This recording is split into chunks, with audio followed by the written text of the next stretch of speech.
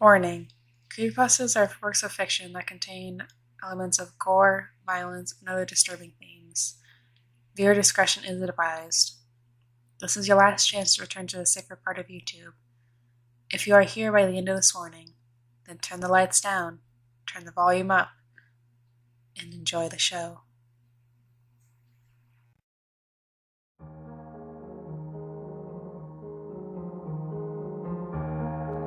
I will immodestly confess to being quite the skilled card player. There are exceptionally few card games which I do not know, and a great deal of those I am practically a master at. What makes card games so fascinating is that every game of the thousands of games you can play with involving cards involves three key factors. The first key is luck. No matter what skill level you have, the way the cards are dealt is more or less a matter of chance. Even professional card counters can tell you that sometimes things don't play out the way they expect. There's a miscalculation, a simple dealing error, or a card you are expecting to be further down the deck unfortunately shows up near the top. Luck is always a factor in these games, and in many games. Not most, just many. It is a chief factor.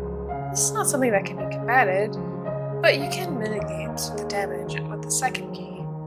The second key is strategy. Poker, rummy, blackjack, these all at first appear to be simple games of chance, but when you've played long enough, you develop your own style. Are you aggressive, accepting losses in order to get the big payout in the end? Are you conservative, not surrendering unstable footing for an uncertain and potentially pricey risk? Each game calls for different strategies, but this is often dictated by our opponent. Which brings you to the final key, your ability to bluff. Any poker player knows this to be true. You're not playing the cards, you're playing the opponent. Every day in Vegas, there is some ballsy contender, or more often some stoic dealer, who is winning the pot on crap hands by the power of sheer psychological warfare. Don't believe me? Look up Jack Straws, the man who pulled off one of the greatest poker bluffs of all time. The guy convinced his opponent to give up a fortune in a Texas Hold'em match because he convinced his opponent that he had a pocket pair, when in reality, he had the worst hand you could get in the game. There is nothing to turn your nose up at. That is a brilliant bit of bluffing, and using your opponent's own keen mind against them. No need to plant ideas when you know your opponent is going to think. That is partly why I find the game so fascinating. If you're a real psychological whiz kid, you can skate through the game on crappy hole cards. I gave you this brief introduction not to showcase how brilliant I am, though you are certainly free to think so. I explain this to you because my fascination with cards led me to search the internet for any new game that I hadn't played.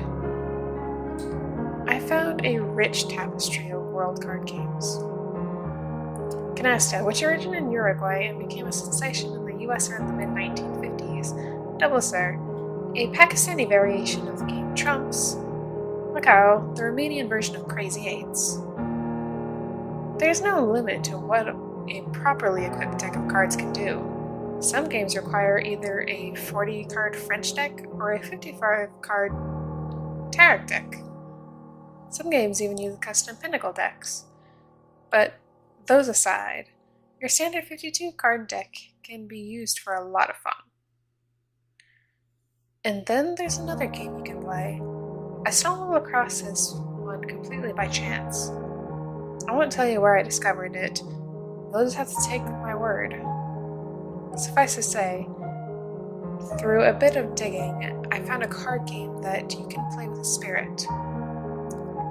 The game doesn't really have a name, though it was affectionately referred to as the wager game. Because you have to understand the circumstances around what I intend to tell you, I'm going to provide details of how the game is played. I strongly urge you not to play this game. Remember the 3 keys I mentioned at the beginning of the story? Well, suffice to say, the wager game is the absolute pinnacle of those properties. To start, you need a standard deck of cards, a That's a 52 card deck. Be damn sure you remove the jokers before you start playing. If it were me, though it doesn't explicitly state this anywhere in the ritual, I would make sure the jokers, as well as any other decks of cards you might have, are far away from where you intend to play. I can't say for certain, but I suspect they like to cheat. You can play on any surface, but a table is preferred. You want to make sure that the area is clear of obstructions, and that you can deal the cards efficiently without them sliding all over the place. You don't want any food or drink present. This isn't a damn party. Having these present is usually seen as an insult, and I'm not certain of what exactly would happen. The great thing about this ritual, if you can call it great, is that there really isn't much that to set up. No arcane chanting, no laundry list of supplies. All you need is your deck of cards and your nerve. When you are ready to play, you need to turn out any unnecessary lights. You should be able to see the card faces, of course, but just barely. Candlelight is good, but I'd prefer something that can't be easily overpowered. A flashlight or a cell phone with a full battery does the trick. Other than that, you need to be in the dark. Set the deck of cards in front of you, between you and the spot where he will be playing. I should probably mention that if the spot is in any way obstructed, he won't show up. Don't worry, he won't pop out of the walls and drag you to hell or something like that. He just won't appear. Make sure your guests can comfortably sit. If you're sitting at a table, leave a chair for him. If you're on the floor, not recommended. Make sure there's an equal amount of space for him to sit as you. Use your judgment for the best result. The game is played as follows. You are playing with a spirit. There won't be a flash of light or a spectral whispering to indicate that your guest has arrived. You'll just know when he's there.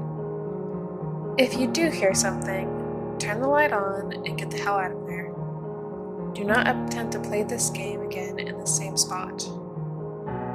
You see, that's the tricky thing. You never really know who your opponent is going to be. Some opponents will play fair, others will do anything to you in order to win. You don't want to play with a hostile opponent. You just won't win. Once your docile guest has arrived, you deal each other 3 cards. Don't look at your guest's cards, don't cheat. Deal them face down. Your guest will know what cards he has to play. From this point, the game becomes rather subjective. The source didn't exactly explain step-by-step rules. There's no scoring, there's just betting. You are betting things precious to you against the spirit, and the spirit is in turn betting something you want. Oh, I forgot that part, didn't I? Yes. Why would you want to play a game where you didn't know the stakes? You see, this game, like many other means of communicating with ethereal entities, is supposed to give you, primarily, knowledge. This version requires less setup, but it becomes a challenging battle of wits. Just beware. You don't have any knowledge that the spirit doesn't, so you don't have anything to wager in that category. What you are wagering is a variety of lovely punishments, which are revealed by the turn of a card. It could be something as simple as destroying a treasured possession, to as horrible as committing horrible acts of violence. If you're lucky, you'll only destroy your own life. You begin by playing one of your 3 cards. You choose the card from your hand. I'll explain what the cards do at the end, but suffice to say, your guest always has the advantage of reaction. However, both of you can only play from the cards you have in front of you. When the exchange is over, deal him a card first. It's common courtesy. And then deal yourself one. Neither side should ever have more than 3 cards in front of them. Discard used cards in a pile to the side of the deck. Now, I imagine you're wondering, how does he select his card? It all depends on your opponent. Some simply move the card closer to you. Some might whisper the answer in the air in a voice you could swear was just your imagination. Some might flat hand you the card, but if your opponent is ever that forward, I strongly suggest you stop playing immediately. Which brings us to ending the ritual. Another great thing about this ritual is that you can quit whenever you want. Simply turn the remaining cards in the deck, if any, face up, and then turn on the lights. You should remain safe, though your experience in the game will give you a better idea of that. If you don't feel safe, leave the place you played and don't come back for a few days. Usually the spirit will have moved on at that point. Now, I'll explain what the cards do. There are a few exceptions, which I'll note at the end. In the main, here's what these cards do. The suits don't matter. Aces are your best friend. These act as a protection against whatever the spirit wants you to do. Just be cautious about using these. Remember, you go first, and the spirit will, if they are able to, use a weaker punishment in retaliation. Unfortunately, aces are also the spirit's best friend.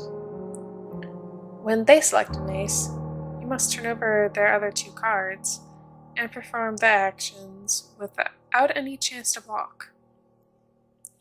Even if you have ace in your hand, deal the spirit 3 new cards after these are performed. In the unlikely event that 2 aces meet, neither party is obligated to do anything. You can use this move to determine the friendliness of your spirit opponent, as it is a rather selfless thing for the spirit to do, but remember, it could be a bluff. Deuces through 10 can be viewed as severity. For you, it refers to the level of information you can ask. Again, like I said, this is greatly subjective, and much more is revealed about the nature of the game by playing it yourself.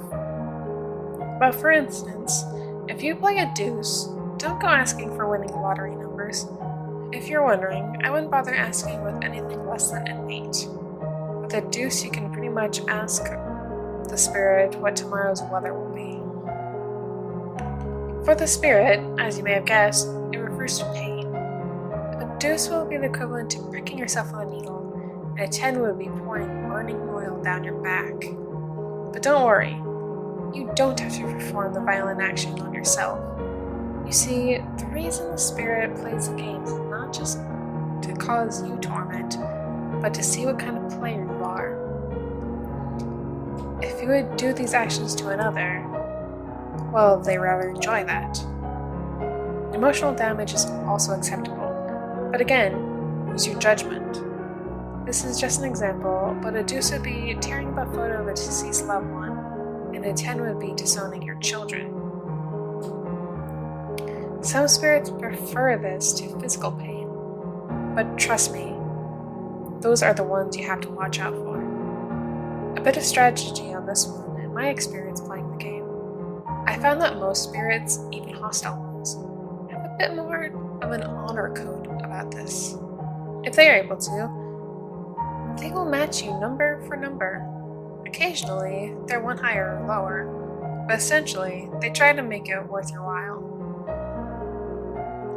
Make the answer you want equivalent to the damage you have to cause, you see? Of course, if you find that a spirit plays a low number on a high number card question, maybe you're better off not knowing the answer. A final note before I move on, spirits cannot lie about the answers they give you. They may be mistaken if you ask something a bit out of their knowledge, but are generally bound to answer as truthfully as possible.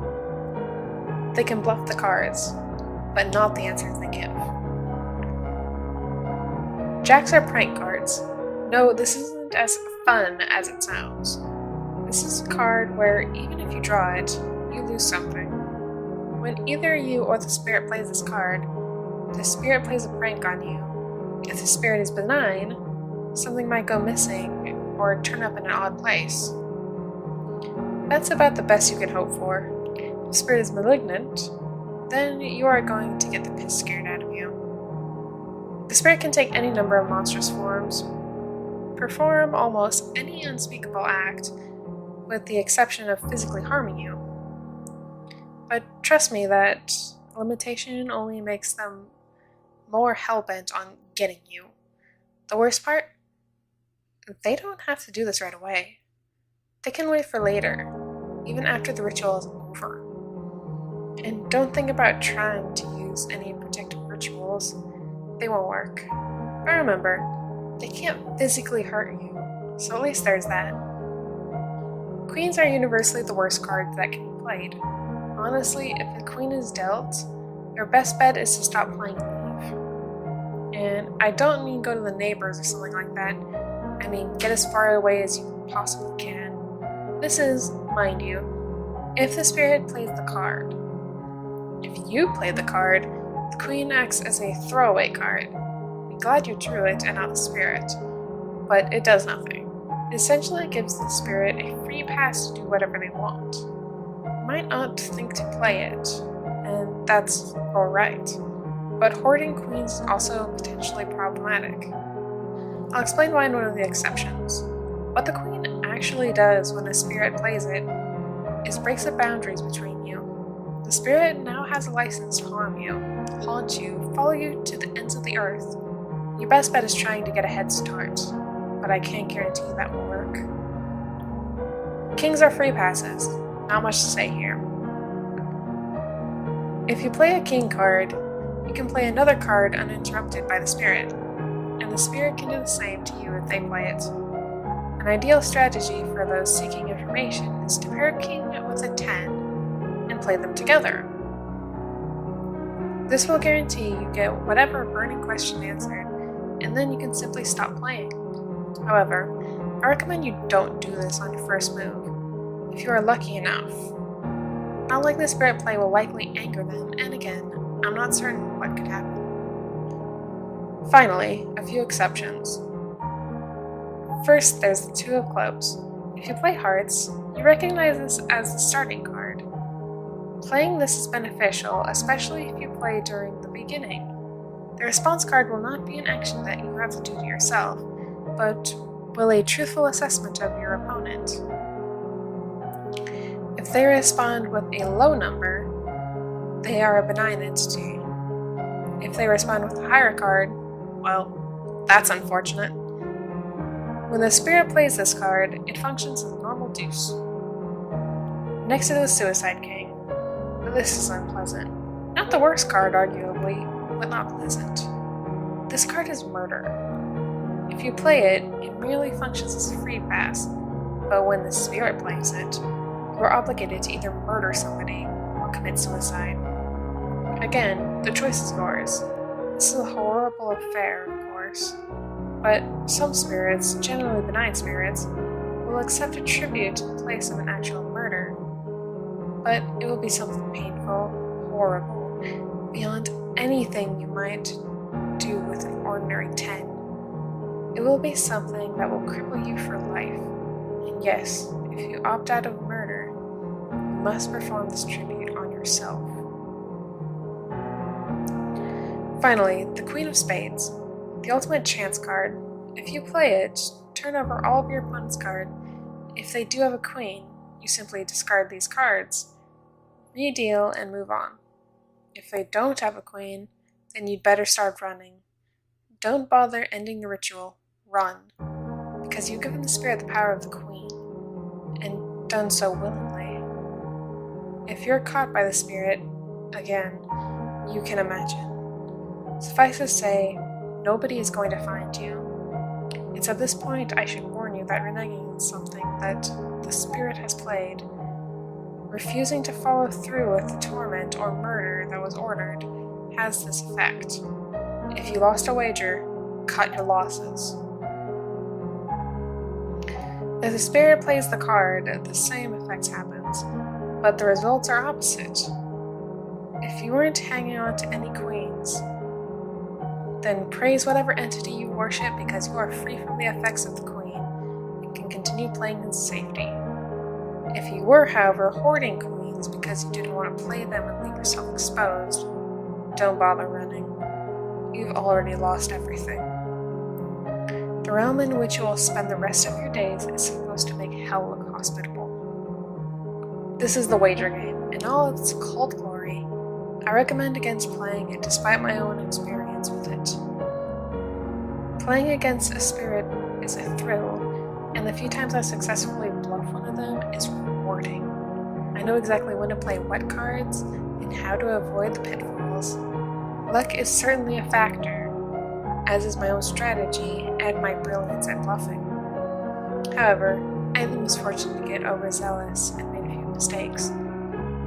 I played the Queen of Spades in my last game, and my opponent did not have any queens of his own. I had miscounted, made a very poor guess about my opponent. He had bluffed me.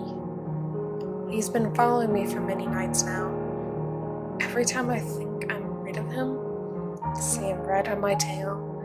In the window of a car beside me on the highway at night, a shadowy figure in a mirror that I only see for a split second. I'm putting this on here to warn you not to play this game in case you're to stumble across the game on some website. I'm one of the greatest card players of all time, and I lost. What possible hope do any of you have?